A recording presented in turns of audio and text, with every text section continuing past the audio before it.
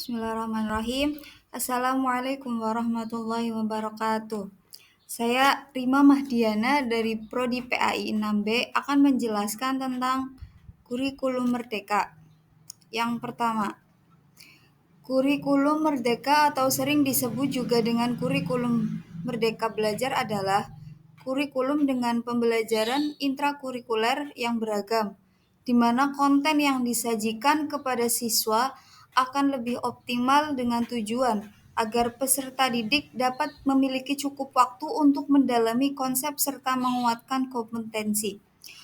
Dalam kurikulum merdeka, guru memiliki keleluasaan untuk memilih berbagai perangkat ajar, sehingga pembelajaran dapat disesuaikan dengan kebutuhan pelajar dan minat peserta didik. Kurikulum merdeka menggunakan basis proyek untuk menguatkan pencapaian profil pelajar Pancasila. Tujuan kurikulum. Yang pertama, membuat sekolah dan pemerintah daerah memiliki otoritas untuk mengelola sendiri pendidikan yang sesuai dengan kondisi di daerahnya masing-masing. Yang kedua, membentuk SDM yang berkualitas unggul dan berdaya saing tinggi. Yang ketiga, menyiapkan bangsa untuk menghadapi tantangan global era revolusi. Yang keempat, menguatkan pendidikan karakter melalui profil pelajar Pancasila. Yang kelima, menjadi kurikulum baru yang sejalan dengan tuntutan pendidikan abad ke-21. Yang keenam, meningkatkan mutu pendidikan di Indonesia secara keseluruhan. Latar belakang kurikulum merdeka. Kurikulum merdeka belajar dilatar belakangi oleh adanya hasil Program for International Student Assessment yang menunjukkan bahwa 70% siswa berusia 15 tahun berada di bawah kompetensi minimum dalam memahami bacaan sederhana atau menerapkan konsep matematika dasar. Skor ini tidak mengalami peningkatan yang signifikan dalam 10-15 tahun terakhir. Selain itu, terdapat kesenjangan besar antar wilayah dan antar kelompok sosial sampai dengan ekonomi dalam hal kualitas belajar yang diperparah dengan adanya pandemi COVID-19. Prinsip pembelajaran kurikulum merdeka. Terdapat 3 prinsip pembelajaran kurikulum merdeka yakni sebagai berikut. Yang pertama, pembelajaran intrakurikuler. Pembelajaran ini dilakukan secara terdiferensiasi sehingga siswa dapat mendalami konsep sesuai waktu yang dibutuhkan dan guru dapat memiliki perangkat ajar sesuai karakteristik siswanya. Yang kedua, pembelajaran kokurikuler. Pembelajaran ini berupa proyek penguatan profil pelajar Pancasila yang berfokus pada pengembangan karakter dan kompetensi umum siswa.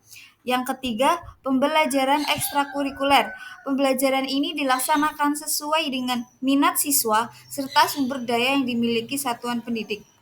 Struktur kurikulum merdeka. Secara umum, struktur kurikulum merdeka didasari oleh 3 hal, yaitu yang pertama struktur minimum. Struktur minimum ditetapkan oleh pemerintah pusat. Namun satuan atau instansi pendidikan dapat mengembangkan program dan kegiatan sesuai dengan visi, misi, serta sumber daya yang dimiliki oleh masing-masing instansi.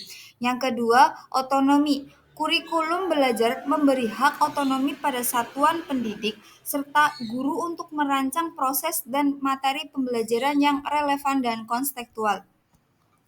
Yang ketiga, sederhana.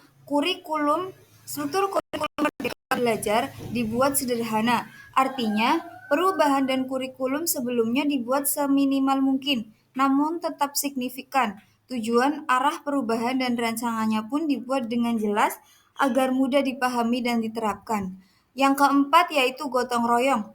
Pengembangan kurikulum ini merupakan hasil kolaborasi dan gotong royong dari puluhan institusi, di antaranya yaitu Kementerian Agama, universitas, sekolah, dan lembaga pendidikan lainnya. Selain itu, untuk implementasinya pun juga didasarkan pada asas gotong royong karena satuan sekolah atau guru tidak bisa menerapkan kurikulum ini sendiri, namun harus bekerja sama dengan pihak lainnya yang terlibat, termasuk siswa dan orang tua. Implementasi kurikulum merdeka. Implementasi isi kurikulum ini dapat dilaksanakan melalui 3 tahapan. Yang pertama yaitu asesmen diagnostik. Tahap pertama yaitu guru melakukan asesmen diagnostik yang merupakan asesmen awal untuk mengenali potensi, karakteristik, kebutuhan, perkembangan, serta pencapaian dari pembelajaran. Yang kedua, perencanaan. Tahap kedua yaitu guru menyusun perencanaan mengenai proses pembelajaran yang akan dilakukan selama periode tahun ajar sesuai dengan hasil asesmen diagnostik. Yang ketiga, pembelajaran. Setelah dilakukan asesmen dan perencanaan, maka tahap terakhir yaitu pembelajaran. Selama masa pembelajaran, guru tidak hanya akan melaksanakan sesuai perencanaan, namun juga melakukan asesmen formatif secara berkala. Terima kasih. Wassalamualaikum warahmatullahi wabarakatuh.